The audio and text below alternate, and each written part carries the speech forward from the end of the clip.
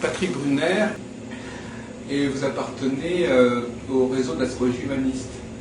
J'appartenais. Ah, vous parteniez. C'est une... Voilà. Donc préciser sur ce point, effectivement. Alors, voilà, c'est-à-dire que j'ai, au bout de 7 ans d'études et 3 ans de pratique professionnelle, j'ai rencontré Alexander Ruperti. C'était donc en 81, le 17 janvier, à 10 heures. Oui, c'est très précis. Précis. Et c'est la première fois que j'ai entendu parler de l'astrologie d'une manière qui me paraissait cohérente. J'avais étudié certains ouvrages traditionnels, évidemment, comme tout débutant au départ, et puis j'étais un peu déçu du manichéisme qui en découlait, et d'un certain déterminisme, du moins dans l'approche philosophique de l'astrologie traditionnelle.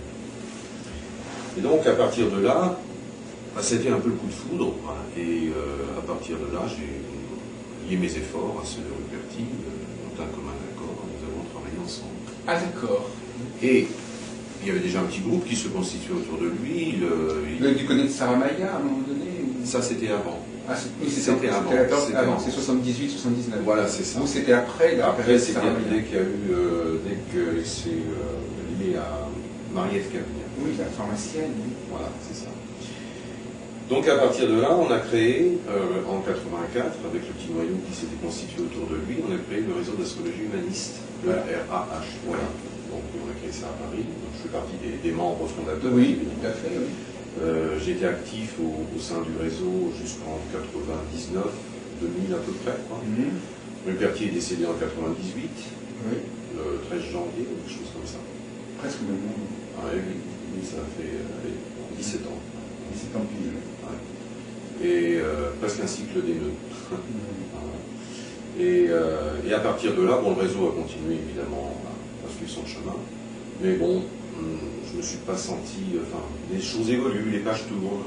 C'est le chemin de la vie, on ne peut pas rester tout le temps dans les mêmes situations. Et puis à partir de là, j'ai préféré me retirer. D'accord. Parce que je ressentais un certain esprit de chapelle, et puis un discours qui était un petit peu répétitif. Donc à partir de là, je sentais que je n'avais plus ma place. Oui, il y a le même phénomène qui s'est produit avec Jean-Pierre Nicolas. Exactement. Le COMAC, il y a des gens qui sont restés proches de la doctrine officielle, voilà, c'est ça. Et puis d'autres qui tout en restant liés quelque part intellectuellement, mais ont pris leur distance. Et... Oui, parce que dès qu'il y a une école qui se constitue, il y a une pensée unilatérale et... Bon, donc on peut quand même vous considérer comme étant dans la ligne de Rudyard et de Ruperti. Alors, on va reprendre les choses à la base, si vous voulez, c'est-à-dire qu'est-ce qui fait, selon vous, la spécificité de l'astrologie humaniste, qui se dit humaniste? L'astrologie humaniste, le terme humaniste a été choisi par Dan Rudyard dans les années 60. Il y avait une psychologie humaniste à l'époque. Oui, voilà, c'est ça. Donc c'était l'école de Palo Alto, avec Sachevi, Rogers, etc. Et Rudyard avait besoin d'être dans la lignée, dans la mouvance du moment. Au départ, c'était plutôt une astrologie psychologique qui présentait une astrologie évolutive. Et c'est à partir de là, comme la psychologie humaniste abordait une démarche différente de la psychologie classique, il a choisi ce terme-là. Alors le terme est resté.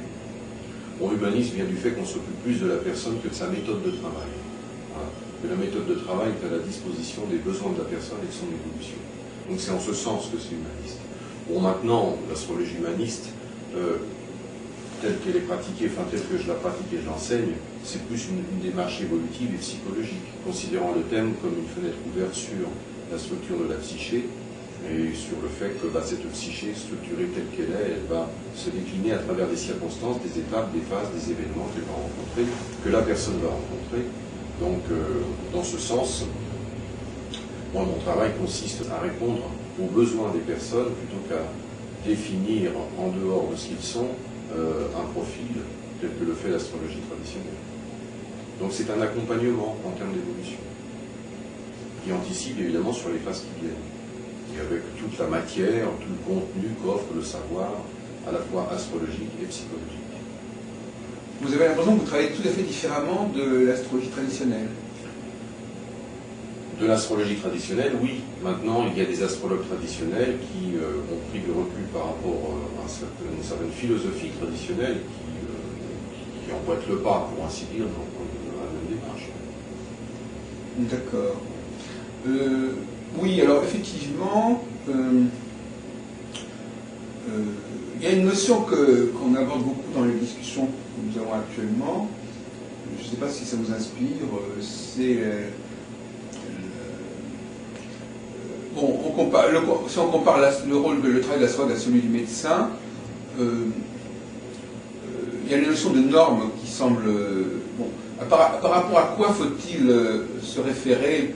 Bon, le médecin, par exemple, quand il soigne un malade, même le psychanalyste, d'une certaine manière, il se réfère à un certain état idéal du corps humain, du fonctionnement du corps humain. Quand vous avez un problème de santé, on essaie de vous remettre, en sachant que vous êtes un être humain normal, on va essayer de rétablir votre fonctionnement normal. En psychanalyse, on a établi, par exemple, un certain nombre de stades ou de problématiques qui sont propres à tout être humain et qu'il vivra plus ou moins bien. Bon, en astrologie, on ne sait pas très bien quel est le point de repère, le point de référence. C'est-à-dire, est-ce qu'il y a un fonctionnement optimal de l'être humain par-delà son thème natal? Est-ce que le thème natal, c'est la référence par excellence, ou est-ce que la référence, c'est l'humain, c'est l'être humain? Quelle est la dialectique entre l'être humain en général, tel qu'on peut le définir en anthropologie, en psychanalyse, en médecine, et ce que le thème natal nous dit? Dans cette optique-là, je considère les choses un peu du point de vue du langage. Bon. Une phrase bien faite raconte une histoire. Dans une phrase, il y a des mots. Et dans la pratique astrologique, le thème de naissance, le thème astral, fournit tout un ensemble d'indications. C'est un langage. Il donne une partie de la phrase. Et la personne va donner l'autre partie de la phrase. C'est-à-dire qu'au fond, on conjugue un registre symbolique avec un registre réel. Donc la personne, c'est le terrain de la réalité de l'expérience. Elle vit son processus, son scénario, et le thème en est l'illustration. Donc on a un miroir. Pour moi, pour ma part, le thème est miroir d'une certaine façon, ou illustration de ce qui fait partie de cette personne sur un plan relativement inconscient, subconscient, ou à certains niveaux conscient. Donc le travail, à partir du thème, le thème a vocation à révéler les enjeux du moment, ou à révéler, à certains égards, les enjeux d'une vie, ce qui peut faire vocation, ce qui peut constituer aussi une évolution à réaliser. Donc à partir de là, le thème éclaire, renseigne, apporte des indications qui permettent de comprendre ce qui est en jeu à un moment donné, et éventuellement ce qui en découlera dans la réalité, pour la personne. Oui. Bon, effectivement, donc le thème natal, c'est déjà une sorte de plan, de cheminement. Oui. La structure d'un chemin, oui. Alors, donc justement, ce chemin, alors la personne, quel est idéalement, comment ça doit se passer? Comment doit-on vivre idéalement son thème? Et je suppose que donc il y a des façons malheureuses de vivre son thème. Absolument, oui. Ou traumatisantes de vivre son thème. Mais le thème ferait référence, ce serait la norme de la personne. C'est ce qui illustre, c'est au fond le miroir de ce qui fait partie d'elle et de ce qui constitue son chemin et son histoire. Pour ma part, le thème a été établi au moment de la naissance. Bon, ça, c'est pas une grande nouvelle, tous les astrologues le savent. On prend l'heure de naissance, le lieu de naissance, la date de naissance. Donc ça veut dire que c'est la naissance qui est déterminante de la configuration céleste. C'est pas le contraire. Donc déjà, ça pose la question, évidemment, qui est la cause de quoi? Est-ce que c'est la naissance qui est la cause du thème, ou est-ce que c'est le thème qui est la cause de la naissance? Oui. Là, on arrive sur la question d'influence. Oui. Bon, du point de vue de l'expérience, c'est la naissance qui décide du thème. Donc, si on est un jour plus tard, un jour plus tôt, on aura un autre thème. Voilà. C'est-à-dire que C'est l'événement qui est décideur. Oui, alors qu'effectivement, on peut penser en effet que l'enfant naît à un moment qui correspondrait à ce qu'il est. Voilà, à un moment où il rencontre, où il se différencie de la matrice dans certaines conditions. Et ça va être le point de départ d'un processus de différenciation et d'individualisation. Oui, l'autre position, effectivement, c'est de penser que, au contraire, d'ailleurs, c'est un peu ce que laisse entendre Michel Gauquelin, c'est-à-dire qu'effectivement, on aurait déjà une hérédité biologique, génétique, et qu'on naîtrait au moment, on choisirait un moment qui correspondrait à ce que nous sommes. Oui, ce choix étant évidemment difficile à discerner. Donc, vous ne croyez pas, par exemple, comme disait Gauquelin, que les accouchements provoqués perturbent l'astrologie? Ça perturbe pas l'astrologie, ça peut perturber l'enfant. Oui. Parce que là, c'est provoqué par des motivations qui, à mon avis, ne sont pas très valables. Enfin, à partir du moment où on veut faire accoucher tout le monde le jour parce que c'est plus confortable pour pouvoir être tranquille chez soi le soir et la nuit, ça veut dire que c'est une question de confort personnel qui décide évidemment d'une destinée. Donc, à mon avis, le motif n'est pas valable. Et puis, en plus de ça, du point de vue astrologique, ça nous donne des gens avec tout au-dessus de l'horizon. Donc, il n'y a pas forcément une situation pour pouvoir avoir ce standard. Et c'est vrai que ça va dans le sens, au fond, d'une éradication de la fonction du père, parce qu'on ne trouve plus rien au fond du ciel. Et à partir de là, on crée involontairement, au fond, une société où tout est orienté du côté extraverti. Enfin bon, mis à part ça, c'est pas très important. Au fond, le thème, c'est le résultat d'une histoire. C'est l'aboutissement d'une évolution. Un thème de naissance, un thème astral, on va dire, il a 4 milliards d'années d'âge. Donc il concentre, il résume une histoire. Et comme on a de la mémoire, on a vu que le soleil s'est levé hier, il s'est couché, il s'est levé aujourd'hui, il se couche. Alors on suppose qu'il va recommencer demain. La mémoire invente un demain. Autrement dit, le futur est une invention de la mémoire. Donc la notion, entre guillemets, divinatoire ou prévisionnelle de l'astrologie, pour moi, est secondaire. Ce que le thème présente, c'est l'aboutissement d'une histoire, une mémoire, à partir de laquelle l'être se construit, et qui se décline dans le thème dans un langage symbolique, évidemment, c'est le langage de l'inconscient. Le langage de l'inconscient n'est pas un langage mental, verbal, structuré comme les mots que nous employons pour communiquer, mais c'est un langage symbolique, donc il est inépuisable, il est difficile à traduire, on n'a jamais terminé, il a toujours quelque chose à nous enseigner d'une certaine manière, et il raconte quelque chose qui fait partie de l'histoire de la personne, histoire à partir de laquelle se construit cette personne, et dans laquelle elle aura à intervenir en termes d'évolution au cours de sa vie, pour apporter sa contribution, puisque chaque vie s'inscrit dans la continuité d'une histoire, c'est un maillon d'une chaîne.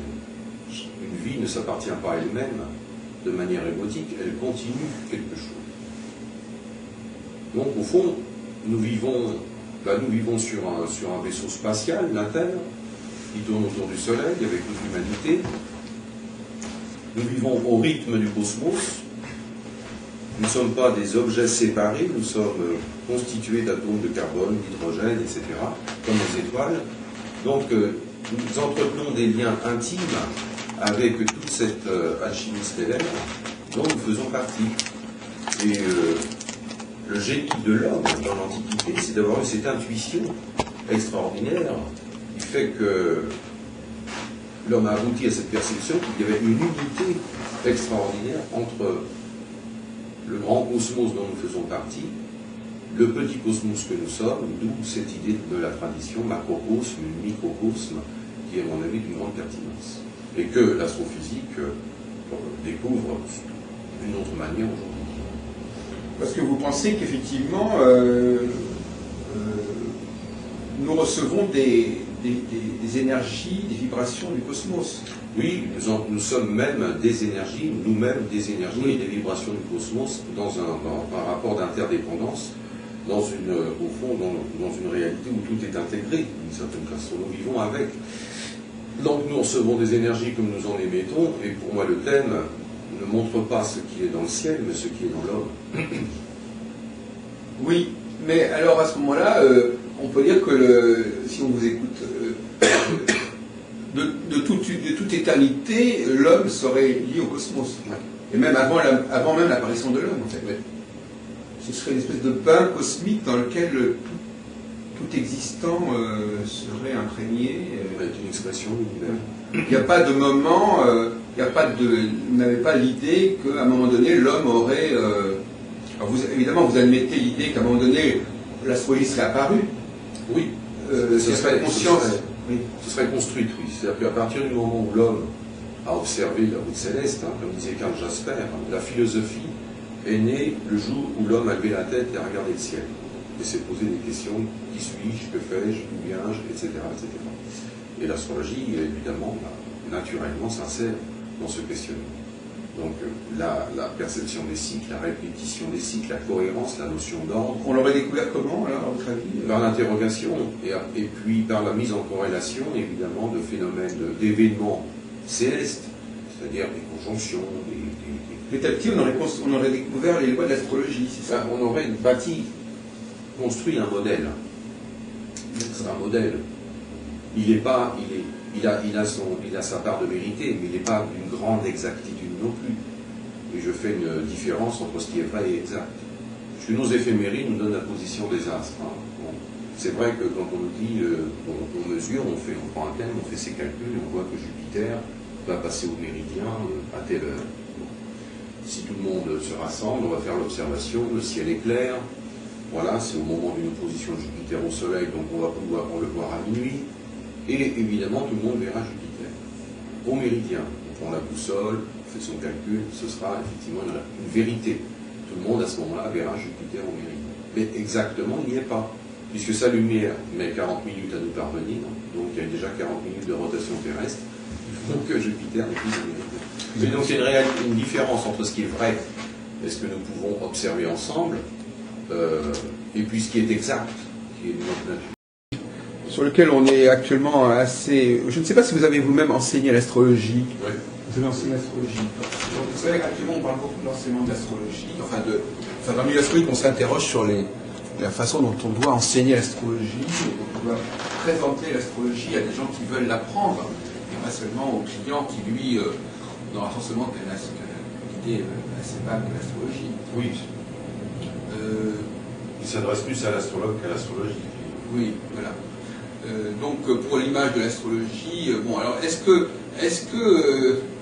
vous avez accepté est-ce que vous acceptez globalement la tradition astrologique, les aspects, les domiciles, les maisons, tout ça, ce sont des outils que vous reprenez. Oui, tout à fait.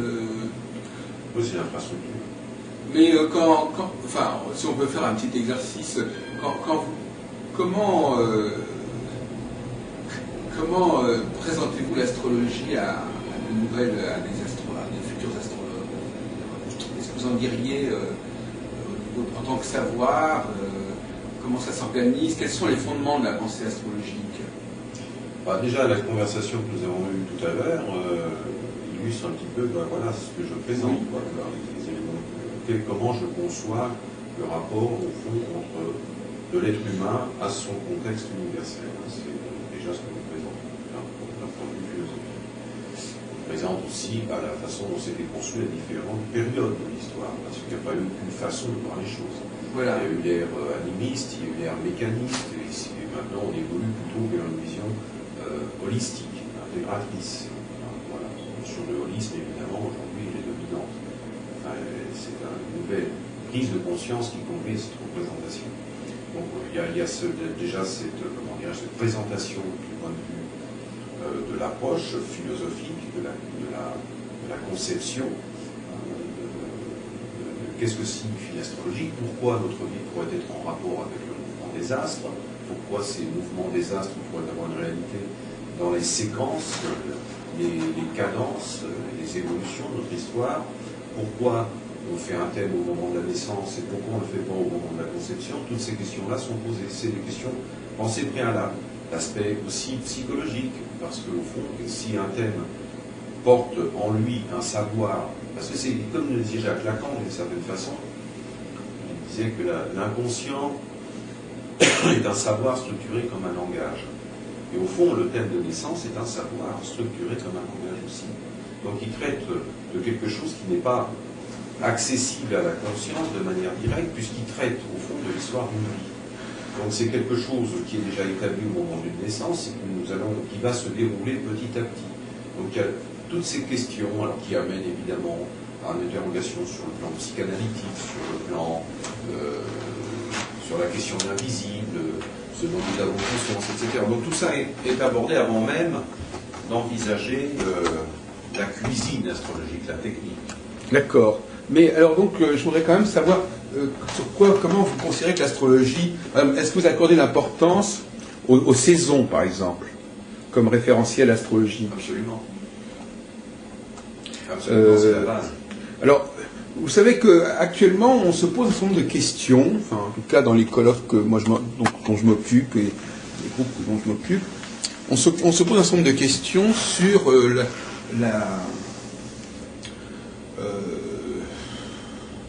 il y a sur, par exemple, la théorie des domiciles des planètes. Les domiciles des planètes, bon, alors il y a évidemment la question des unités transsaturniennes. On peut peut-être faire un petit point là-dessus, parce que finalement, je crois que c'est très important dans l'héritage Rudyard, oui, tout à fait, transpersonnel, qui à la fois ne sont pas vraiment typiques de la personne, mais puisque c'est un truc de génération, mais en même temps... Alors, est-ce que vous croyez réellement, Monsieur Brunner, que ces planètes sont arrivées, sont apparues, tout à l'heure on parlait sont apparues à des moments privilégiés de l'histoire de l'humanité, enfin, quel est votre discours là-dessus, sur la prise en compte, la prise de conscience par les astronomes d'abord, et puis par les astrologues ensuite, de ces corps qu'on ne soupçonnait pas? Oui. Je n'ai pas de réponse définitive sur la question. Il y a des hypothèses, il y a des suggestions, il y a des explications, mais je n'aurai pas de réponse définitive dans la mesure où on n'est pas dans un domaine scientifique. Oui, non, mais justement, alors, quel est le discours le moins improbable et le moins délirant? Ces planètes sont apparues parce qu'on les a découvertes, donc c'est l'homme qui les a découvertes. Voilà, elles étaient là, elles étaient dans l'inconscient collectif, mais elles n'étaient pas encore apparues à la conscience, puisque l'homme n'avait pas les moyens de faire cette découverte. Alors ce qui est curieux, ce qu'on peut observer, c'est que dès la découverte d'Uranus en 1780, il y a eu une accélération technologique absolument extraordinaire. Donc pour vous, il y a une concomitance? Voilà, il y a une concomitance observable dont on doit tenir compte, à mon avis. Mais en même temps, des changements importants dans l'histoire de l'humanité, il y en a eu d'autres. Oui, mais est-ce qu'on est obligé de les... Il y en a eu d'autres, mais dans un cadre relativement fixe et stable. C'est-à-dire qu'en l'an 800, on était à cheval et on s'éclairait avec des torches. En 1350, on était à cheval et on s'éclairait avec des bougies. On faisait du feu, voilà, pour chauffer, etc. C'est-à-dire qu'il n'y a pas eu, dans le style de vie, de changement absolument extraordinaire entre l'an 800 et en 1650, enfin 1636, naissance de 38, Louis XIV.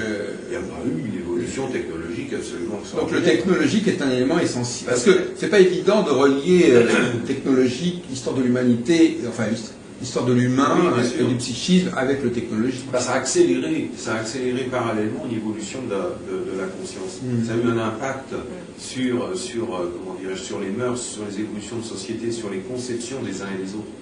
Par exemple, le fait que, pour faire un parallèle, une parenthèse, le fait que la vie était conditionnée par la dureté du climat, la dureté des conditions, impliquait des tâches, impliquait des rôles, impliquait des représentations bien définies, alors qu'aujourd'hui, le confort dans lequel nous vivons, la facilité qui nous échoit, amène à une frange de liberté qui nous amène aussi à nous repositionner d'un point de vue identitaire.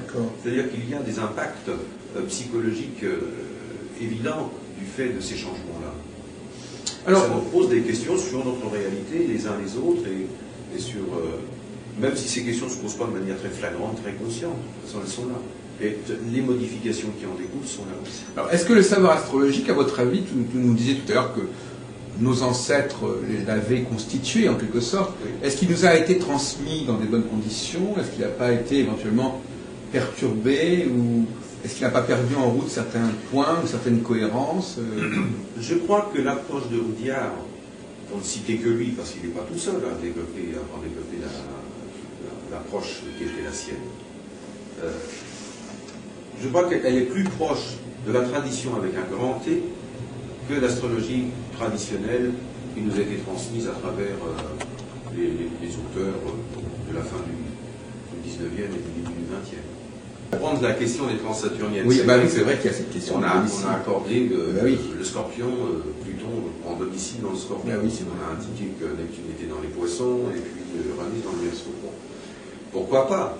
Pourquoi pas si... Alors à partir du moment, mais sur quoi sont basés les domiciles? C'est-à-dire qu'il y a des notions d'exaltation, de chute, d'exil, de domicile, etc. Le Bélier est un moment, par exemple, d'éclosion. D'éclosion, c'est-à-dire qu'à ce moment-là, la feuille va sortir, quelque chose va sortir. C'est un moment de renaissance, c'est un moment de commencement, c'est un moment d'entreprise, c'est un moment d'élan, c'est un moment où la pulsion de vie est très puissante, et Mars, parallèlement, en tant que fonction psychologique, si on l'applique Mars astrologiquement à l'être humain, représente cette capacité d'élan, de commencement, d'entreprise, d'initiative. C'est quelque chose qui se réfère effectivement à l'expression des pulsions. Donc pour moi, il n'y a pas et d'éclosion aussi, de mise en acte, de manifestation. Donc il n'y a pas de contre-indication, à mon sens, entre Mars et le Bélier. Après, sur quoi, évidemment, à partir de quoi commencent les domiciles? Et pour ma part, on a le zodiaque qui commence au Bélier. C'est un signe de feu. On a 3 signes de feu, le Bélier, le Lion, le Sagittaire, et au fond, cette notion des éléments remonte à l'Égypte. Et à l'époque des 3 saisons. Au fond, il y avait 3 saisons, c'était pas basé sur les équinoxes, sur les solstices. Au fond, le cycle était basé sur la saison, sécheresse, pluie, récolte, etc. Et c'est une symbolique qui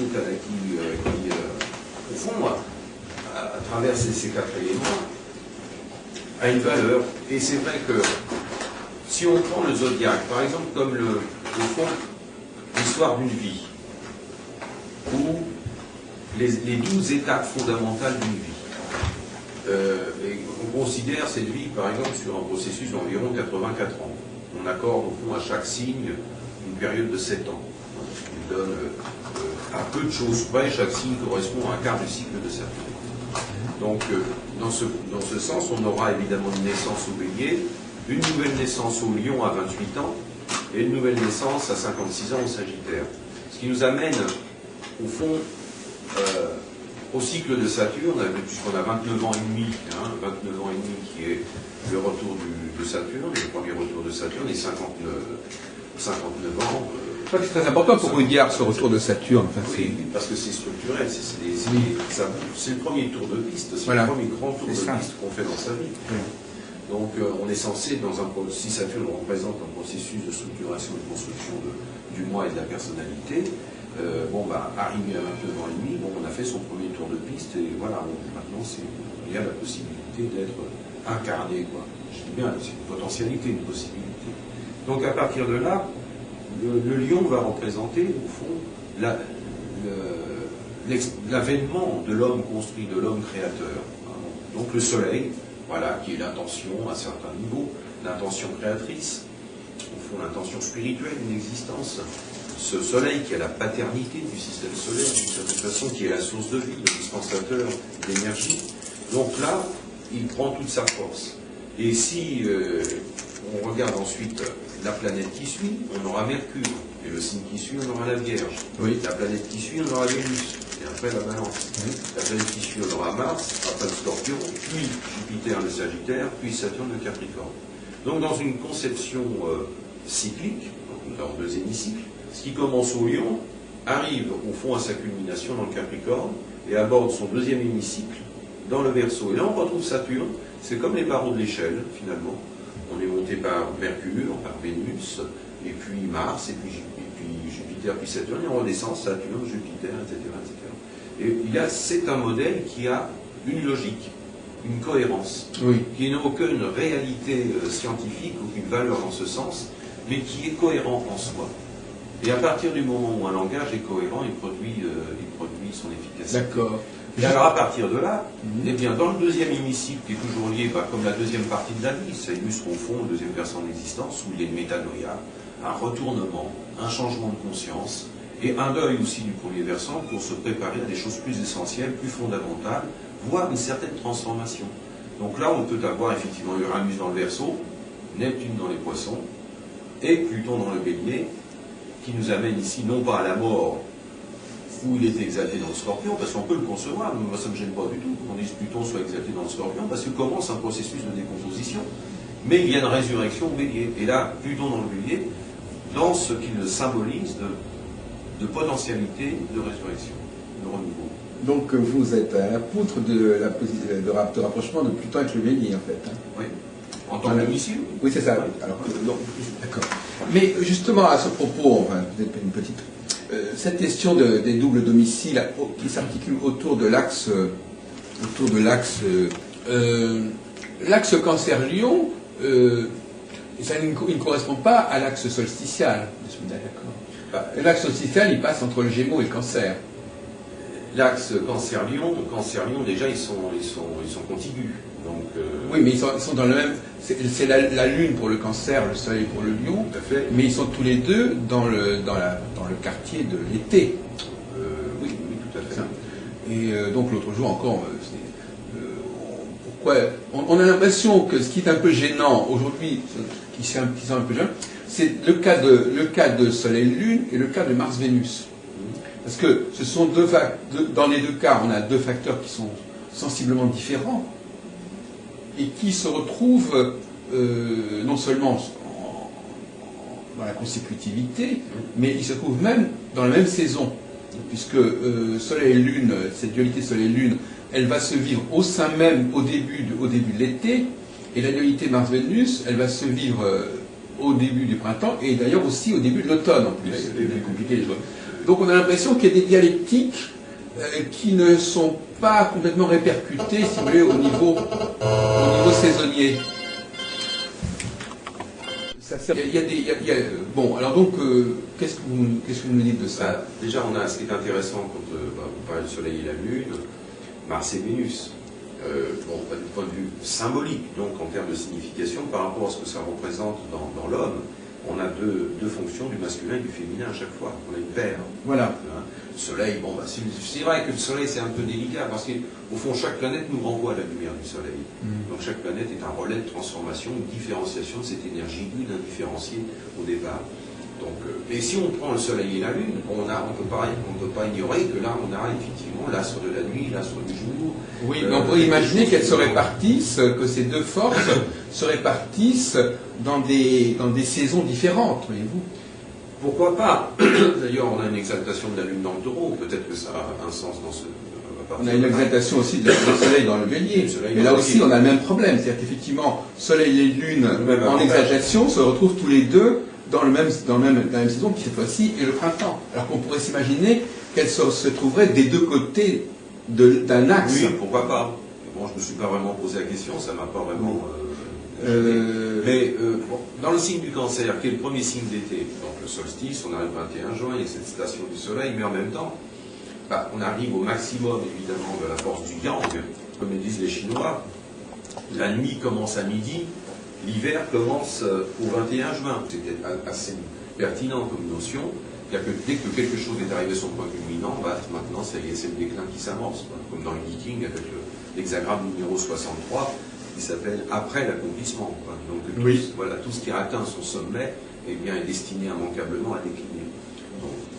Alors, du coup, cette notion, évidemment, de yin qui remonte, de signe d'eau, d'éléments lunaires, d'approche des émotions, d'approche de l'inconscient, etc., ou du subconscient, et dans le Soleil, dans le Lion, pardon, qui est le cœur de l'été, où là, semble se manifester, après cette amorce du déclin, on n'est pas encore arrivé au déclin, mais se répand, se diffuse toute la force vitale et toute la chaleur. Oui. Enfin, tout à l'heure, par exemple, vous parliez des domiciles de Saturne qui sont à l'opposé, effectivement, de Soleil des luminaires, et qui sont liés à des saisons opposées. D'ailleurs, la notion même d'exil veut bien dire ça. C'est-à-dire que le Soleil est fort dans les saisons qui sont considérées comme le printemps et l'été, et faible dans les saisons qui sont considérées comme moins fortement marquées par le Soleil, qui sont plutoniennes, si on peut dire, si on revoit au mythe de Proserpine et de Pluton. cette dialectique des saisons est quand même, semble-t-il, importante. C'est-à-dire que le printemps n'est pas l'automne, l'hiver n'est pas l'été, le printemps et l'hiver, le printemps et l'été vont dans un certain sens, l'automne et l'hiver vont dans un autre sens. Et on s'attendrait à ce que les polarités planétaires respectent cette dualité saisonnière, si vous voulez. Et ce qu'on observe depuis, ce qui a été mis en avant sur le tapis depuis quelque temps, c'est ce décalage, si vous voulez, n'est-ce pas? Ce décalage qui n'est d'ailleurs pas considérable. Parce que, par exemple, Mars en bélier, bon, ben, s'il était en poisson, il serait en hiver. Donc en hiver, il serait en poisson. Bon, à un signe près, il est au printemps. Et à ce moment-là, si par exemple Mars était en poisson et Vénus, si Mars était du côté de l'hiver et Vénus du côté du printemps, on aurait une dialectique Mars-Vénus qui serait sous-tendue par une dialectique saisonnière.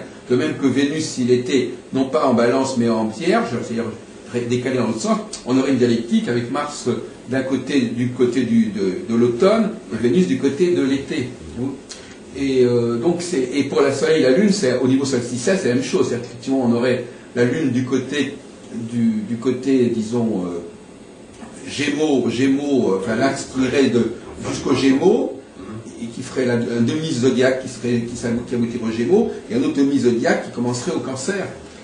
Et il semble que tout ça, toute cette structure planétaro-saisonnière, elle ait été décalée. Hein. Le fait, par exemple, précisément, d'être dans une tonalité printanière, par nature, et d'être obligé de vivre dans le mode hivernal, par exemple, ou inversement.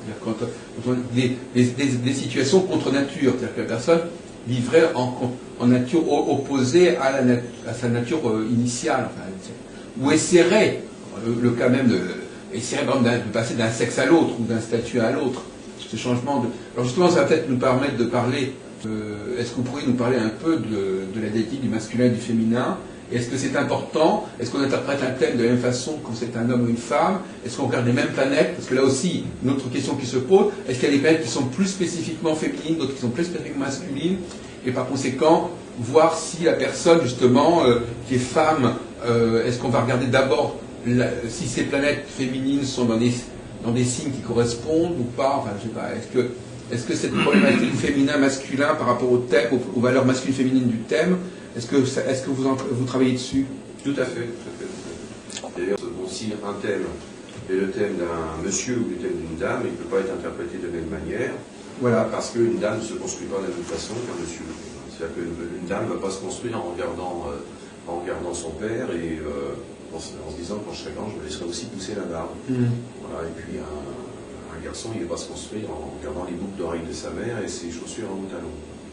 Il va se construire sur le plan identitaire, j'entends. Hein, mais est-ce qu'il y a des planètes qui sont plus... Alors justement, j'y viens. Oui, excusez-moi. Donc, dans ma pratique, constaté, c'est que des fonctions comme le Soleil, bien sûr, c'est du côté du masculin. Mars, c'est du côté du masculin. Mars, déjà, du point de vue mythologique, et ça on ne peut pas l'ignorer, c'est un guerrier. Hein.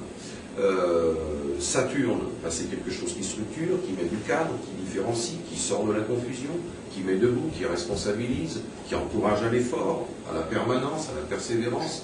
Donc on est dans quelque chose du masculin, voilà. Du moins pour ce qui concerne Soleil, Mars, Saturne. Alors évidemment, on va... Excusez-moi de vous interrompre. C'est un peu paradoxal ce que vous dites, puisque effectivement, entre Soleil et Saturne, il y a des valeurs complètement différentes. Oui, mais c'est pas le même niveau de masculinité. Oui, c'est ça. Voilà, non, mais je dirais qu'on a quand même disons, le fait de mettre le Soleil comme une planète masculine, ce qui effectivement apparaît... Dans la polarité solidulaire. Oui, mais voilà, dans la polarité des domiciles, il y a quand même une opposition. On pourrait imaginer au contraire que Saturne et le Soleil correspondent à des principes totalement opposés. C'est peut-être toute la problématique, comment dirais-je, universelle du rapport du Fils et du Père. D'accord. Je vous interromps. Saturne met des limites, hein, le Soleil n'en conçoit pas trop. Le Soleil est un peu c'est la relation père-enfant sur un mode relativement idéal. C'est le père, c'est le père en tant que Dieu qui donne la vie, et puis c'est aussi l'enfant en tant qu'enfant roi. Hein, l'enfant roi, Louis enfant roi, hein, c'était quelque chose d'important ça. Donc Saturne, il vient évidemment, il vient mettre des limites, il vient s'opposer, il vient en rivalité, il vient frustrer, il vient construire quelque chose. Donc, voilà, donc il y a toute cette dialectique. Alors on a des niveaux du masculin différents, puis Marx, évidemment, c'est la testostérone, c'est le guerrier, etc. Donc on a des fonctions, mais je parle bien de fonctions, pas de personnes. Ce qui n'est pas, à mon sens, la même chose. Et donc le monde lunaire, alors c'est le monde féminin, c'est donc on va avoir la Lune, Vénus, oui, et puis dans la structure, dans le modèle effectivement qui nous est fourni avec les couples planétaires, la Lune, Vénus, Jupiter. Après on a Mercure. Alors Mercure, ça pose un problème. Parce que Mercure, il a vocation au fond à relier les deux. Oui, c'est une fonction de relation, c'est une fonction de psychopompe. Donc c'est difficile de la trouver ou au féminin ou au masculin. Mais ceci dit, si on se base sur les éléments de la réalité, et sur notre héritage socio-culturel, Mercure, dans notre histoire, la pensée, la réflexion, le diagnostic, tout ça, ce sont des valeurs qui ont été attribuées au masculin. Ce qui fait que pendant des siècles, on a pensé que les femmes avaient vocation à être belles et à faire des enfants, et que les hommes avaient vocation à penser, à être intelligents. Maintenant, Mercure est partagé. Alors maintenant, heureusement, il remplit, aujourd'hui, il prend sa place dans notre évolution socioculturelle. Mais vous voyez que, par exemple, quand dans un gouvernement, on parle de parité, c'est une honte, on ne devrait pas parler de ça. Oui. Est-ce qu'on se surprend, est-ce qu'on s'interroge parce qu'il y a des hommes au gouvernement Mais c'est ça, on n'est pas encore rodé, c'est pas encore vraiment établi ça. Des femmes qui exercent une autorité, qui ont une pensée, qui ont une capacité évidemment de diagnostic, une capacité de conceptualisation, ça sont des choses qui ne sont pas encore intégrées. Mercure, on ne l'a pas vraiment encore réparti. Donc, si je comprends bien, nous aurions chaque sexe aurait ses planètes, mais Mercure serait la planète partagée, la planète de communication entre les deux. On pourrait dire que, au fond, avec la métaphore des deux cerveaux, cerveau droit, cerveau gauche, on aurait la Lune avec le cerveau droit, le Soleil avec le cerveau gauche, et Mercure qui fait le lien. Ah oui, c'est intéressant cette idée. C'est très actuel. C'est le messager des dieux en plus, donc il communique. Il est censé évidemment relier, intégrer, être cette fonction justement qui amène aussi les messages à la conscience, le langage, les mots qui créent de la conscience, parce que ce sont des êtres vivants qui viennent nous voir et qui nous racontent des choses très pertinentes. Bien que dans la théorie des domiciles, Mercure, il ait sa place tout à fait dans le zodiaque, par rapport aux oppositions à Jupiter, il n'est pas mis à part. Alors après, il y a la notion des signes féminins, masculins, c'est très difficile, c'est très compliqué parce que c'est pas toujours aussi clair. Non, mais j'en ai pas parlé. Alors, mis à part ça, quand on va avoir évidemment le thème d'une dame, le soleil, bien sûr, il est là dans son être, dans son corps, dans ses endroits, mais Mars, il est là, et Saturne, il est là, mais c'est des fonctions du masculin. Voilà, c'est ça. Donc, ce sont des fonctions de relation à l'inconscient. Voilà, et des fonctions, du coup, de relation au masculin à travers l'homme. Donc ça va illustrer quelque chose du profil du masculin, donc de l'homme dans sa vie. D'accord. Et les aspects que ça forme et la manière dont ça se relie au reste du thème, ça évoque des situations, ça évoque, entre guillemets, des événements, ça évoque des scénarios relationnels.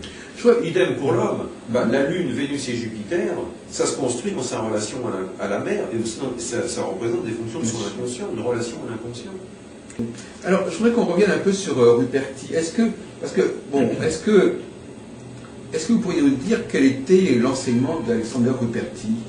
Je veux dire, réellement, qu'est-ce qui émanait de son discours? Parce que nous avons mis en ligne récemment des enregistrements qu'il avait fait dans les conférences, et je crois qu'il avait une sensibilité particulière, une tonalité particulière. Est-ce que vous qui l'avez approché à une certaine époque, est-ce que vous pouvez nous dire, est-ce que par exemple, est-ce que ce que vous venez de dire, par exemple, il le disait aussi, ou est-ce qu'il fonctionnait?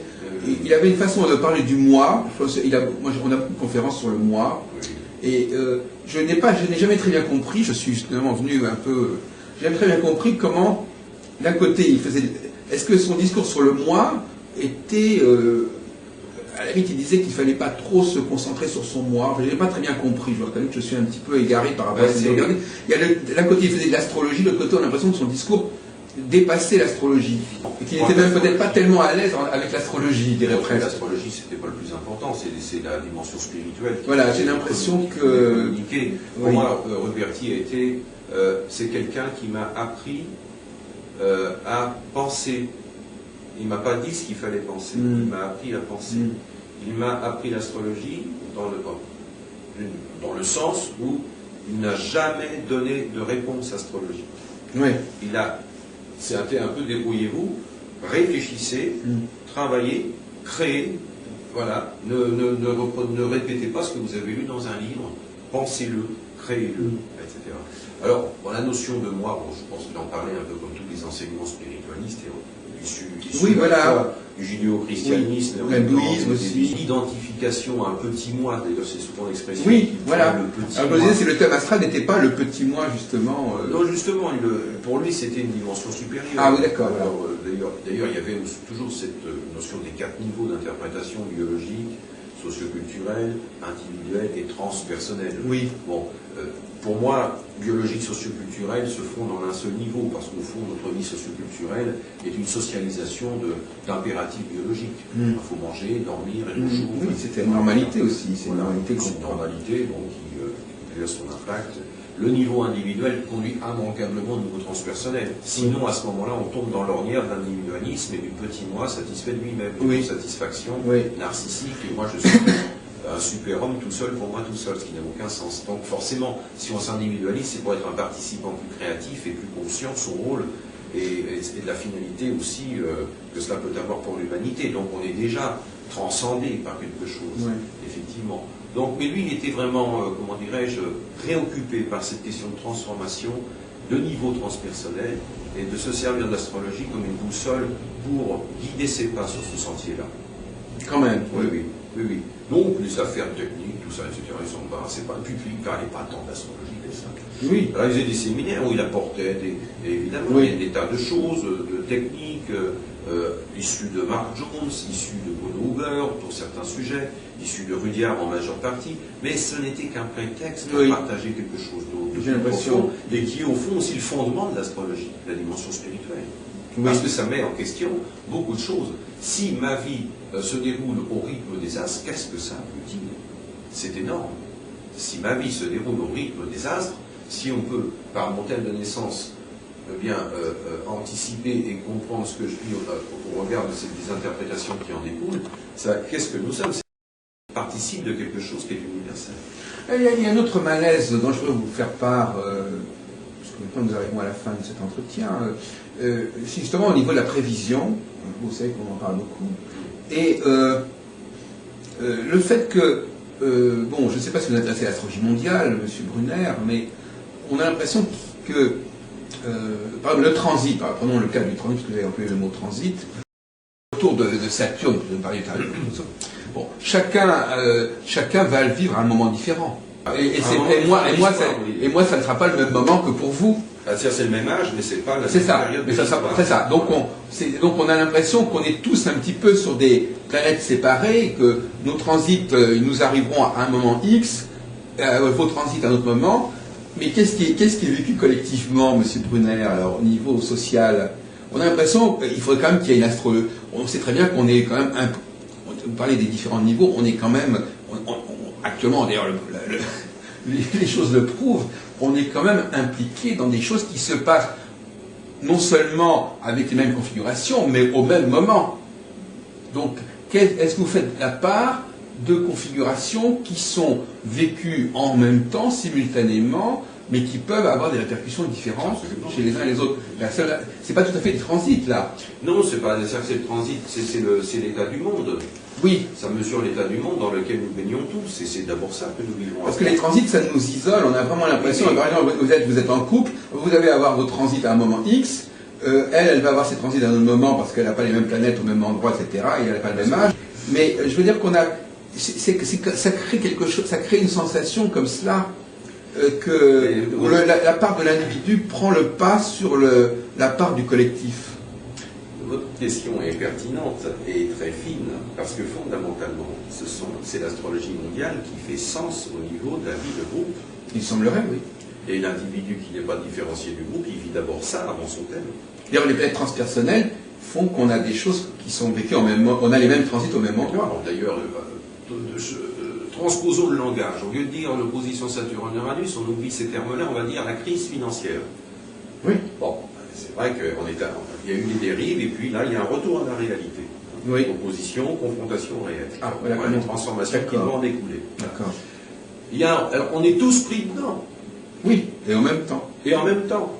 Mais nous réagissons individuellement à ça. Oui. Différemment parce que nous sommes différents. Oui, mais le temps est le même. Le temps est le même. Alors qu'avec les transits, le temps n'est pas le même. Alors il y a une vie de groupe, et puis il y a aussi des particularités ou des singularités individuelles.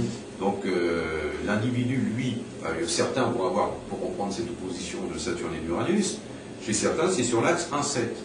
Donc cette crise financière s'accompagne à titre individuel d'une crise relationnelle. Voilà. Chez certains, ça va être sur un axe de 8. Bien sûr. Alors je schématise à l'extrême, je vais rentrer dans les détails.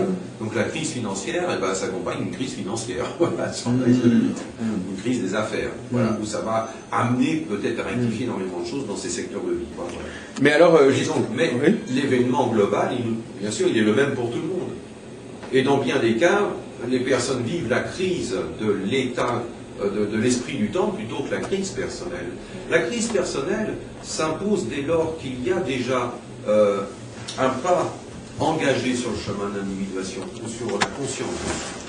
Quelqu'un qui n'est pas préoccupé par des questions de conscience de soi et qui vit uniquement en identification à la société dont il fait partie, il vivra beaucoup plus l'astrologie mondiale, il sera beaucoup plus réceptif par cette astrologie mondiale que par les indications de son thème.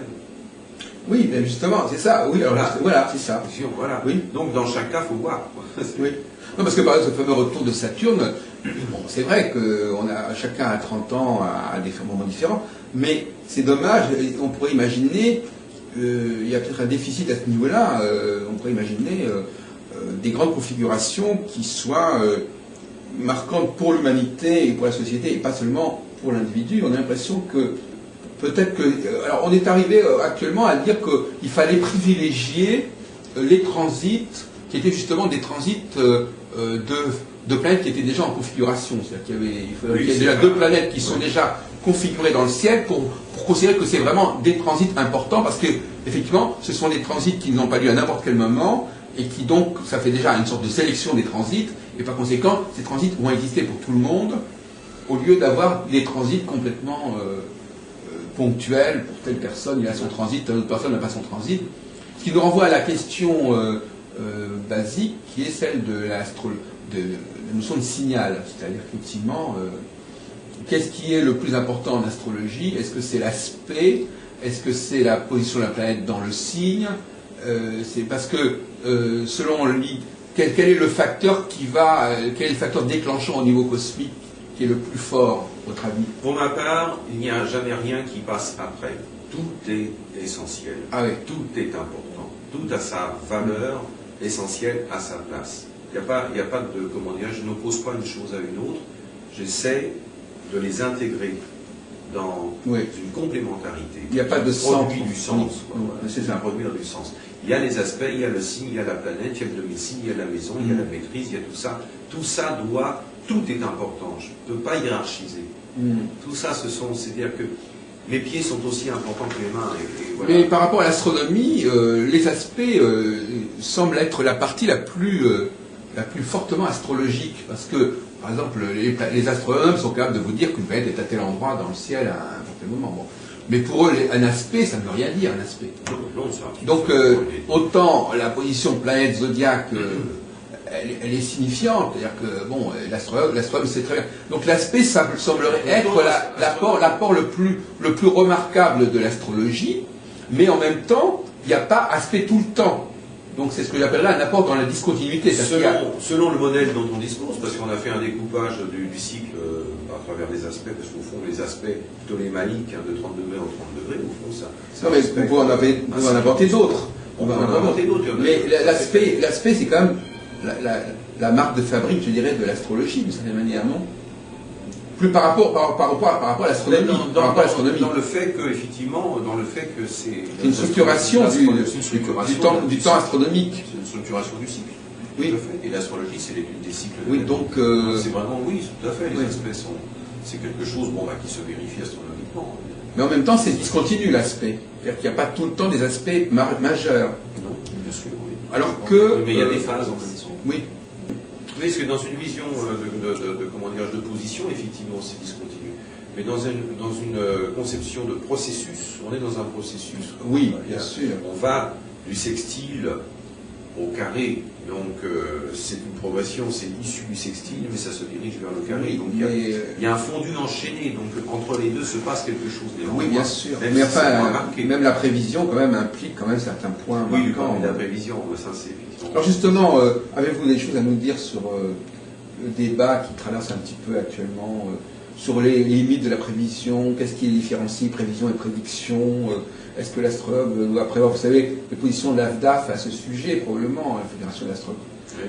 Il y a une polémique là-dessus, quelles sont les limites du travail de l'astrologue, est-ce que pour vous, quelle est la place de la prévision ou du discours sur le temps à venir Alors, je vais vous le plus simple, comme on dit, un croquis vous vivez en discours. Oui, faites-nous un croquis. Une personne qui est ascendant vierge, a un descendant en poisson et a Jupiter dans les poissons en maison 7. Avec une position de Jupiter à 25 degrés. Qu'est-ce qui est en préparation? À 24, 25 degrés, on peut dire. Qu'est-ce qui est en préparation? Oui. Qu'est-ce que je vais dire? Alors, je peux faire une prédiction. Vous allez divorcer. Voilà. Donc, ça, à ce moment-là, je crée un événement. Oui, vous générez. Là, je suis donc totalement irresponsable du point de vue humain. La prophétie qui se Voilà, réalise donc là, elle-même. ça devient... C'est l'effet d'annonce. Voilà. Je ne peux pas dire à la personne, vous allez divorcer, mais moi, j'ai l'impression qu'elle va divorcer. Alors, je ne lui dis pas. Alors, à ce moment-là, je ne fais pas mon travail parce que je ne lui dis pas non plus ce qui se passe dans son cœur. Cas de conscience. Maintenant, qu'est-ce que ça veut dire, cette étape-là? Donc, le travail de l'astrologue, pour moi, ça va être de me placer du point de vue de la signification de ce qui est en jeu. Il y a une transformation qui va s'amorcer dans le domaine de la relation. Il y a des habitudes qui vont devoir changer. Oui. Il y a des systèmes de fonctionnement qu'il va falloir laisser derrière soi. Il va falloir devenir une autre personne, mais ajouter quelque chose à sa personne dans sa manière de rencontrer les autres. Là, c'est là-dessus que je vais travailler. Ça peut d'ailleurs soit déclencher le divorce, soit l'éviter. Voilà, donc je ne peux pas dire à la personne, effectivement, qu'elle va divorcer d'avec Jean-Luc, mais qu'elle va divorcer d'avec Marianne. Je peux lui dire qu'il faut qu'ils changent leur système de fonctionnement parce qu'il est devenu obsolète. Ouais. Voilà. Ça va être ça mon conseil. Et que c'est dans cette période que ça va battre son plein et qu'il faut qu'ils s'y emploient dès maintenant. Et que ça va ouvrir une nouvelle perspective. Il faut qu'ils divorcent d'avec leur système de fonctionnement, pas d'avec les personnes. Oui. Maintenant, si la relation est arrivée à son épuisement, s'ils n'ont plus de cartouches, s'il n'y a plus de ciment entre les briques, on ne les fera pas tenir comme ça parce qu'on a décidé. On est sur un versant psychologique. Savoir si l'astrologie a vocation à rapprocher des choses qui semblent différentes ou à distinguer des choses qui semblent identiques. L'astrologue préfère la deuxième attitude à la première. C'est-à-dire qu'il renonce souvent à rapprocher les choses, ou à rapprocher les événements, ou à rapprocher les gens, pour s'arrêter et pour être extrêmement prolixe en ce qui concerne tout ce qui pourrait distinguer. Et on est dans une astrologie comme ça où on subdivise, d'ailleurs on ne distingue plus les saisons mais on distingue les signes, on distingue les individus mais on ne distingue plus les saisons, enfin il faudrait rééquilibrer et que l'astrologue apprenne à rapprocher des choses qui sembleraient distinctes et dont on ne perçoit pas ce qui est commun. C'est créer du lien, oui. Dans la formation des astrologues aujourd'hui, on a de moins en les gens, enfin, paradoxalement, quand les gens qui vont voir les horoscopes, ils savent bien qu'ils se disent qu'effectivement, ils ont du commun avec les gens du Bélier ou les gens du Taureau, mais dès qu'on va voir l'astrologue, donc on passe d'une astrologie du lien, qui est l'astrologie du populaire, où on appartient à une famille, on n'est pas isolé. Quelqu'un qui dit qu'il est du Bélier, il sait qu'il n'est pas tout seul à être du Bélier, et quelque part ça le conforte de savoir qu'il n'est pas tout seul du Bélier. Mais inversement, dès qu'on tombe qu'on arrive dans l'alcôve de l'astrologue, là on rentre dans l'hyperdifférenciation, les transits qui sont uniquement pour vous, le thème qui n'est absolument pas semblable à celui de l'autre, et on a l'impression quelque part, on risque d'accentuer une tendance sociopathique, enfin une tendance chez des gens qui sont déjà en problème avec la société, et qu'on va encore plus enfermer dans leur idiosyncrasie. Oui. C'est peut-être ça un des écueils. Effectivement, c'est l'effet pervers, d'une certaine façon. Oui, c'est ça. Parce que c'est entre individualiser ne veut pas dire séparer, mais être conscient de soi pour mieux se relier. Mais d'ailleurs, logiquement, s'individuer, c'est être conscient de ce qu'on ne peut pas être différent si on ne sait pas d'où on vient. C'est-à-dire qu'on ne sait pas, si on ne sait pas comment font les autres, on ne peut pas dire qu'on est différent d'eux. il faut déjà se situer par rapport aux autres. On ne peut pas se démarquer de quelque chose si on ne sait pas où est la marque. Bien sûr. Or justement, souvent, moi je prends souvent l'exemple de quelqu'un qui dit j'ai mal.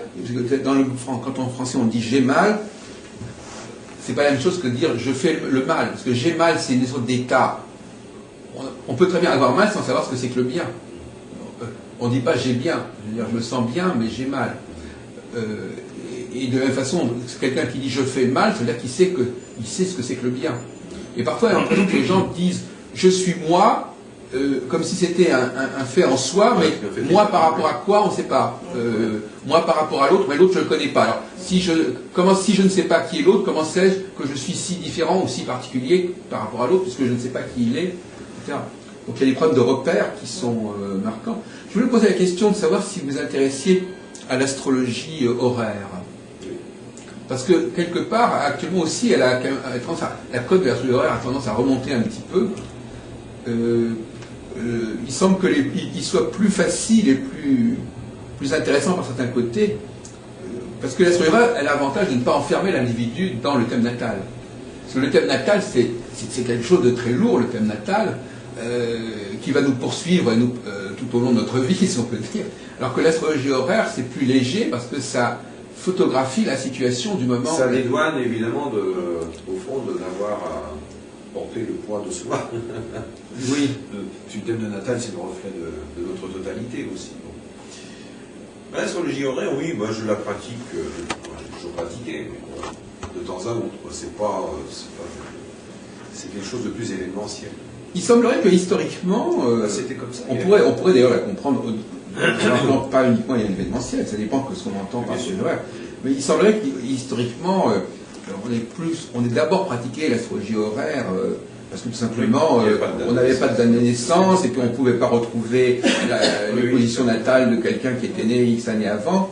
Donc on serait passé, l'astrologie natale génétiaque aurait emprunté à l'astrologie horaire.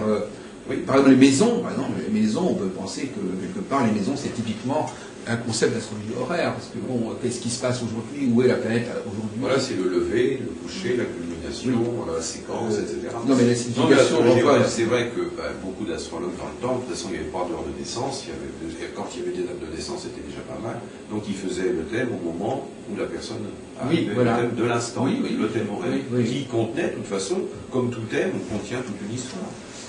Le moment n'est pas choisi au hasard, donc il a du sens, et l'astrologie horaire est très pertinente, bien sûr. Oui. Alors à ce propos, justement, alors je vais vous poser une question qui va peut-être paraître un peu excessive, mais moi j'ai tendance à opposer, je faisais allusion, entre l'astrologie ordinaire, qui est celle des gens qui regardent leur thème, leur horoscope, et qui ne sont pas forcément ni en souffrance, ni en interrogation, etc., et l'astrologie spécifique à la consultation. Moi, j'emploie une expression qui va peut-être vous paraître un peu choquante, mais c'est la différence entre, par exemple, quelqu'un qui conduit sa voiture et quelqu'un qui va chez le garagiste. Tout le monde, on conduit sa voiture, on conduit sa voiture. Maintenant, le nombre de gens qui vont chez le garagiste parce que la voiture a un pépin, c'est une petite minorité. Donc, finalement, il n'y a pas que l'astrologie de ceux qui vont voir l'astrologue. Il y a aussi l'astrologie de ceux qui sont... Non, mais de ceux aussi qui vivent, tout simplement. Ah, bah, bien sûr. Et cette astrologie-là aussi, il semblerait qu'elle soit, on la déconsidère un petit peu, cette astrologie des gens qui tout simplement vivent, essaient de voir si l'astrologie a quelque chose à leur dire sur la vie qu'ils mènent, comme ça, quotidiennement.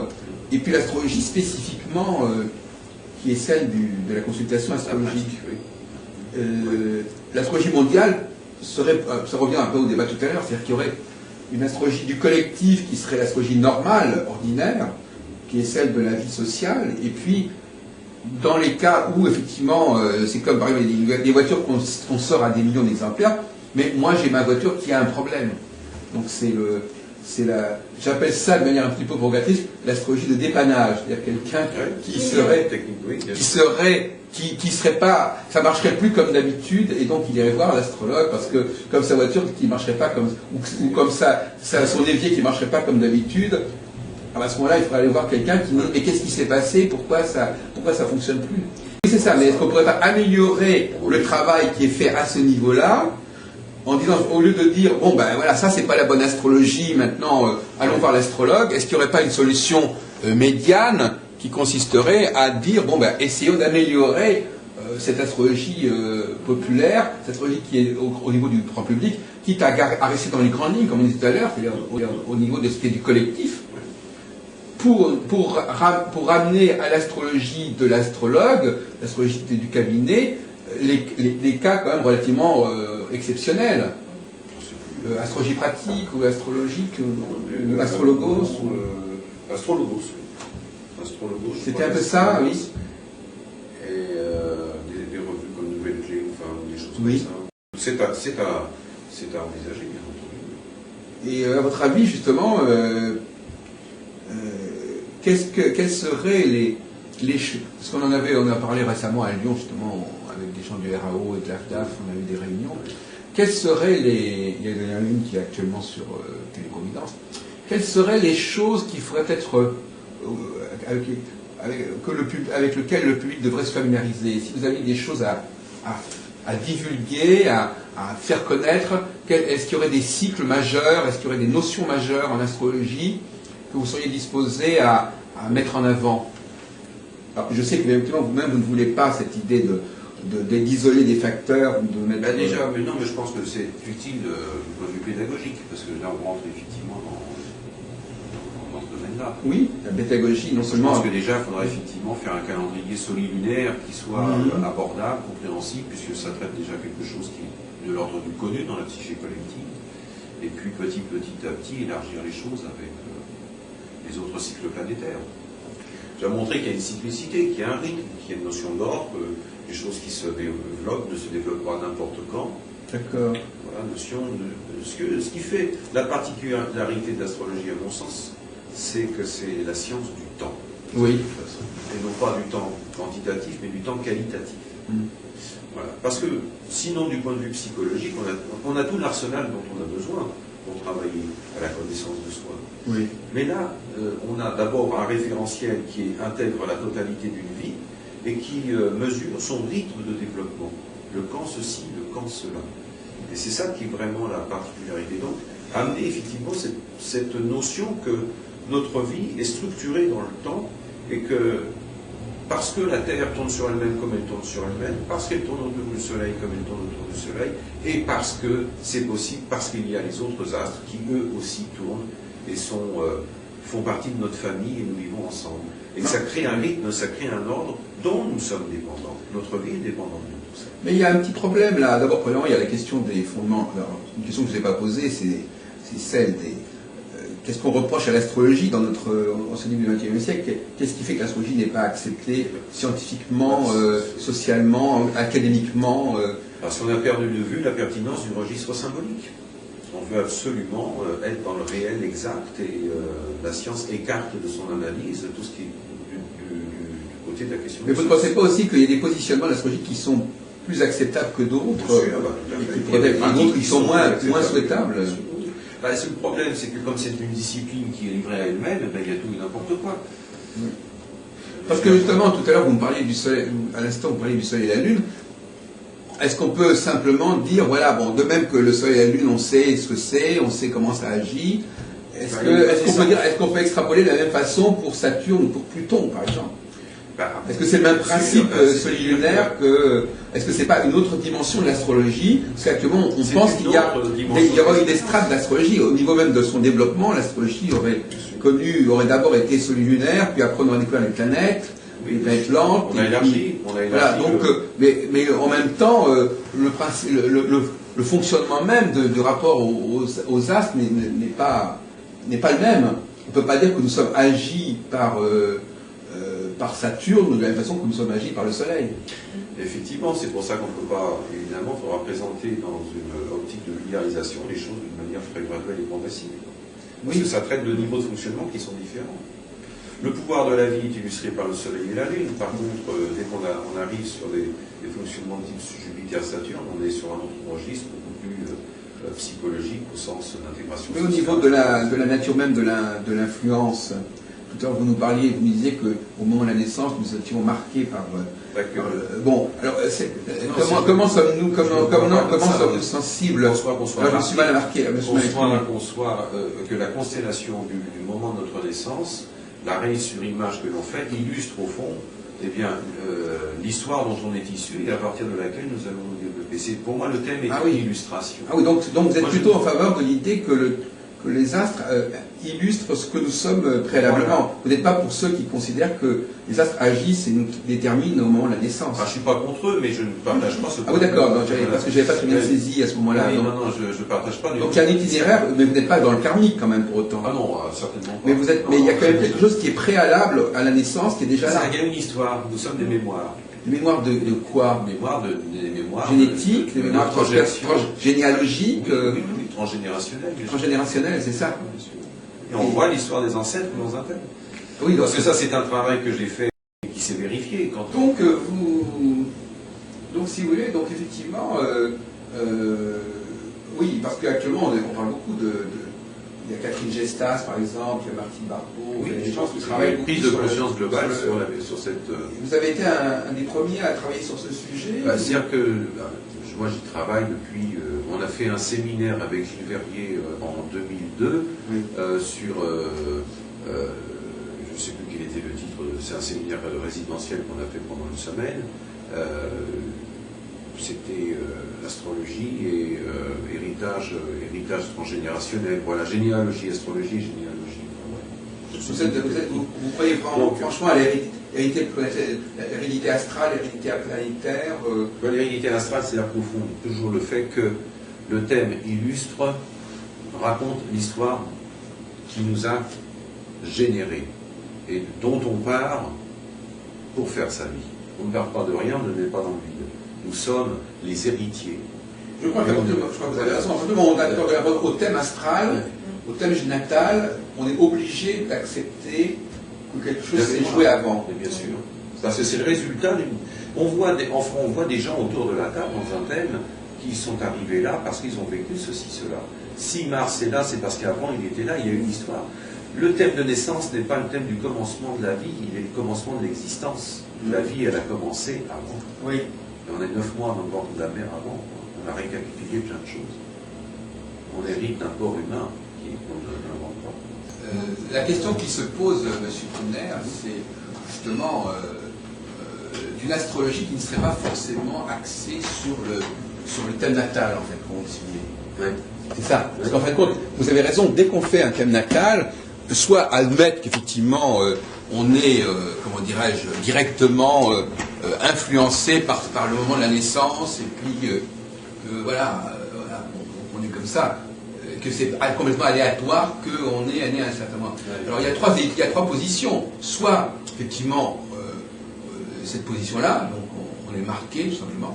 Soit la position que vous venez d'exprimer sous des formes diverses, parce que vous dites ça comme ça, il y a les karmistes qui disent ça autrement, enfin il y a quelque chose qui est là et qui ne fait que se concrétiser, que se formaliser au moment de la naissance.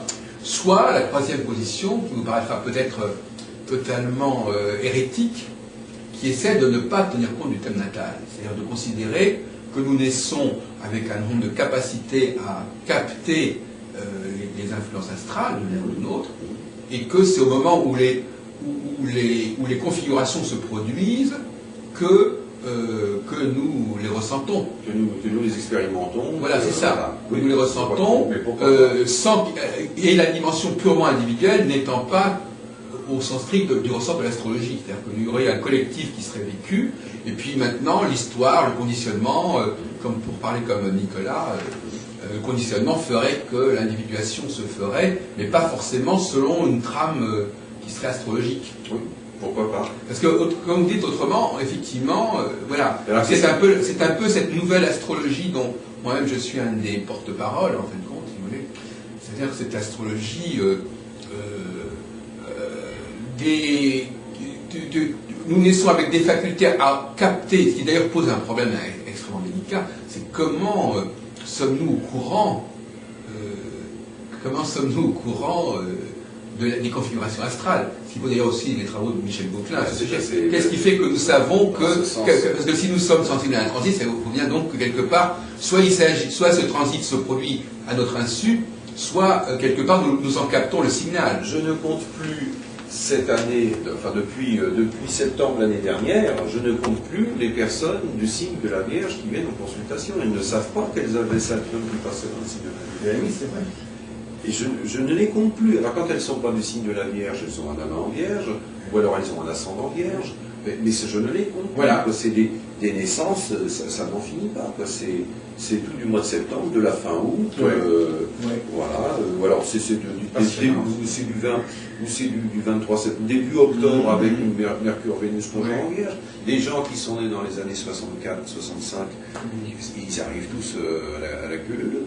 Ils ont tous la conjonction Uranus-Pluton en Vierge à la naissance, opposée à Saturne dans les Poissons. Ils arrivent, évidemment, à la fameuse échéance des 43 ans de la reproduction sur Mémax. Ils ne le savent pas. Ils ne le savent pas. Donc le thème de naissance, il est, comment dirais-je, il est un fondamental. Il est un fondamental de l'individu conscient, de l'individu différencié de la matrice, et il est un outil de mesure du processus de croissance de son identité. Et à travers quoi ça va passer, il y a tout un ensemble d'expériences. Et les gens arrivent à la consultation ou à autre chose. Ils vont peut-être chez le thérapeute, chez le psychanalyste, chez le médecin, chez la voyante, etc. Mais bon, ceux qui m'arrivent sont marqués de manière exceptionnelle par le signe de la Vierge. Il y a quelque chose là. Et puis alors, quand c'était avec Saturne dans le Lion, la Lion je ne les comptais plus. Quand Saturne était dans le Cancer, je l'ai. Donc vous accordez l'importance à Saturne finalement. Parce que sur les deux planètes, la cote monte beaucoup. C'est-à-dire que j'ai toujours remarqué que les personnes venaient me voir pour des questions qui étaient liées au transit de Saturne. Oui. Ou des opportunités. Saturne-Jupiter, parce qu'au fond, évidemment, dans la durée cyclique, Saturne c'est 29 ans et demi, Jupiter c'est 12 ans, alors que Mars ce n'est que 2 ans. Donc, et puis alors, je ne parle pas de Vénus, du cycle zodiacal de Vénus et Mercure qui est autour de l'année, je ne parle pas de la révolution du Soleil, et puis le Soleil un an. Donc on arrive évidemment avec Jupiter et Saturne à ces deux géants du système solaire qui sont à l'extérieur évidemment de l'orbite de Mars, qui au fond mesurent le rythme d'évolution de la vie sociale, économique, professionnelle, et donc de notre vie, parce que nous vivons dans le monde socioculturel avec les problèmes, qu'on soit sur un chemin d'individuation ou pas. De toute façon, nous sommes tous immergés dans ce monde socioculturel avec les soucis que cela représente d'un point de vue économique, professionnel, comme cela représente d'un point de vue identitaire. Donc les transits de Saturne et Jupiter sont très marquants sur les questions qui se posent à un moment donné. Absolument. Mais justement, là on parlait de l'importance de la technologie, mais à la fin du XVIIIe siècle, il y a eu aussi ce développement des démocraties, si vous voulez, des systèmes parlementaires, avec toute une mécanique des élections, qui, à mon avis, ne peut pas ne pas interpeller l'astrologue, parce que finalement, l'humanité a mis en place des périodicités, des quinquennats, des septennats, aux États-Unis, tous les 4 ans, etc. Et tout ça, d'une certaine manière, pourrait interférer avec le processus astrologique, si vous voulez. Ça crée des moments où l'humanité, où les sociétés se mobilisent, où elles font des élections, ça prend de plus en plus de temps. Maintenant, il y a des primaires aux États-Unis qui commencent 2 ans avant la fin du mandat, etc. On est tout le temps en élection. Et en même temps, c'est un temps qui a été structuré sur des bases totalement aléatoires, qui par exemple aux États-Unis, on peut dire que on travaille sur un truc qui a été élaboré il y a 200 ans, puisque depuis 200 ans, tous les 4 ans, il y a des élections, même quand il y a un président qui meurt, de toute façon, il n'y a pas de nouvelles élections, on prend le vice-président. Donc c'est une espèce de mécanique infernale qui a été qui est mise en place depuis très longtemps. En France, c'est un petit peu plus compliqué parce qu'il peut y avoir des dissolutions, des démissions, des morts, etc. Mais moi, la question que je me pose, moi, en tant qu'astrologue, c'est de savoir si ça ne vient pas, en quelque sorte, perturber la perception même des événements proprement astrologiques. Où est-ce que vous voulez penser, où est-ce qu'on pensait, ou pense qu'on craint qu'on peut les intégrer? C'est ça, moi, c'est une question que je vous soumets. C'est pas une question que je me suis posée déjà. Ce que j'ai, par rapport à cette question-là, ce que j'ai pu observer, c'est que il y a le rythme qu'implique la cyclicité du système solaire, que ce soit Soleil-Terre ou jusqu'à Neptune, peu importe. Et puis il y a la façon dont les hommes s'organisent ici-bas, et ça n'échappera jamais de toute façon au déterminant qui les transcende, qui est le cosmos. Oui, alors là vous êtes assez optimiste, parce que de la même façon que, je crois que quelqu'un qui reste optimiste, puisque la tradition astrologique pour vous, elle s'est finalement maintenue vaille que vaille jusqu'à nos jours, elle n'a pas forcément subi de grands bouleversements ou de grands dérapages, et quant à ce que fait l'humanité, quoi qu'elle invente, technologiquement ou juridiquement, de toute façon, ça ne perturbe pas sensiblement l'astrologie. Pas dans ce sens, non, pas tant que ça. Alors pour terminer, on a encore quelques minutes, est-ce qu'on pourrait revenir sur cette expérience que nous avions vécue ensemble de radio, etc. Qu'est-ce que vous en pensez avec le recul de Gérard Sapian, de cette radio qui était à Montmartre, etc. Et qu'est-ce que vous pensez en général de ce genre de pratique? C'est d'excellents souvenirs. Déjà, ce sont. Vous-même, qu'est-ce que vous faisiez vous-même dans ce contexte? J'étais à cette époque-là, Vous veniez comme ça pour dire bonjour ou vous interveniez? Non, j'étais sollicité par Gérard Sapian pour participer aux émissions. Oui. Pour faire partie des invités qui étaient interviewés durant l'émission. Oui. Mais vous étiez assez fréquemment présent. Oui, j'étais tous les dimanches. Vous étiez quasiment un député de l'émission. Un jour, il m'a demandé d'animer une émission à sa place parce qu'il pouvait pas. Oui. Voilà, donc j'avais pris le relais comme ça, c'était très amusant. Et donc, comment ça se passe? C'est une formule qui continue à exister? Enfin, je ne sais pas. Genre que Marianne Datis le font sur Radio Anguin, je ne sais pas. Enfin. Oui, sans doute, oui. Mais c'était un peu l'époque héroïque. Hein. C'était les radios, comment on appelait ça, les radios libres à l'époque. Hein. Les radios libres. C'était juste au lendemain de l'arrivée de Mitterrand. Ça s'appelait, c'était en 82. Oui, c'était un des grands effets de l'arrivée de Mitterrand. Enfin, oui, c'était très bien. Non, c'était. Ça s'appelait comment déjà cette radio? Fréquence Montmartre. Fréquence Montmartre. Ouais, ça s'appelait Fréquence Montmartre et l'émission s'appelait Les Enfants du Verseau. Les Enfants du Verseau. Donc, pour paraphraser le titre du livre. La conspiration de Marilyn. Voilà. Et puis, c'était très sympathique. Il y avait, on se retrouvait donc le dimanche à 22h jusqu'à minuit et pour débattre sur différents sujets astrologiques. Voilà. Et donc, oui, c'est comme ça qu'on s'est. C'est la seule fois qu'on s'est vu en fait. Oui, on s'est vu quelques fois. Oui, c'est ça. À cette occasion. Oui. Je me souviens plus du tout ce que je disais à l'époque, comment je me. C'était ça amenait, tout à l'heure on parlait de choses qui reviennent, maintenant je n'arrive pas. C'est amusant de se replonger 27 ans, on est presque dans un cycle de se replonger là-dedans. Qu'est-ce que je disais à l'époque, qu'est-ce qu'on disait, quels étaient les problèmes qui se posaient. Moi je me dis on va en parler un peu de tout, je sais plus trop. En tête, je ne sais pas, qu'est-ce qui me reviendrait. Non, je ne me souviens plus. On parlait de plein de choses, des événements du moment. Vous n'avez jamais été tenté de refaire l'expérience sur Strasbourg, par exemple? On ne l'a jamais proposé? J'ai fait quelques radios ici, à France, sur Radio Alsace, enfin France Bleu Alsace. Oui. C'est la filiale de France Inter ici. Alors justement, qu'est-ce que vous pensez de certains astrologues qui... Justement, j'ai rencontré quelqu'un hier que vous avez peut-être entendu parler, qui est un personnage assez particulier, qui est... Alors, on la voit dans les dernières nouvelles d'Alsace, elle se rapproche du nouveau maire. Enfin, on dirait qu'à Strasbourg, il y a une espèce de rapprochement comme cela, de relations particulières entre le monde des astrologues et le monde de la municipalité, je ne sais pas. Qu'est-ce que vous pensez de manière générale de la médiatisation de l'astrologie, Elisabeth Tessier? Est-ce que c'est nécessaire? Enfin, c'est peut-être un mal nécessaire. C'est peut-être un mal nécessaire, mais je ne sais pas. Bon, d'abord, tout dépend qui est médiatisé, c'est toujours pareil. Parce qu'il y a une question de, comment dirais-je, des gens plus ou moins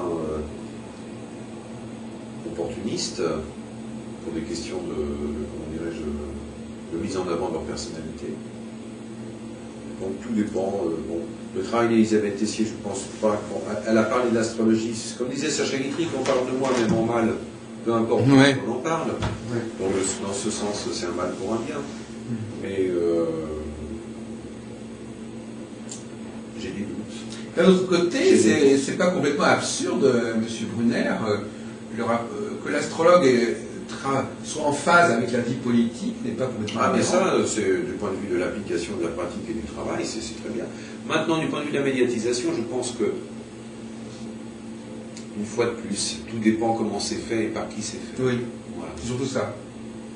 Parce qu'il y a, si c'est pour faire dans le sensationnalisme et lire n'importe quoi, bon, je sais pas, je me sens pas très concerné par ce système. Donc, pour conclure, on a l'impression que l'astrologie hésite entre plusieurs vocations, celle de discourir sur le collectif, un peu à la façon de Nostradamus, des astrologues d'antan qui étaient des astrologues de cour, qui avaient une influence sur la société, et puis une astrologie plus en mineur, plus confidentielle, c'est bien le dire, puisque par définition, en astrologie mondiale, on parle d'événements que tout le monde connaît,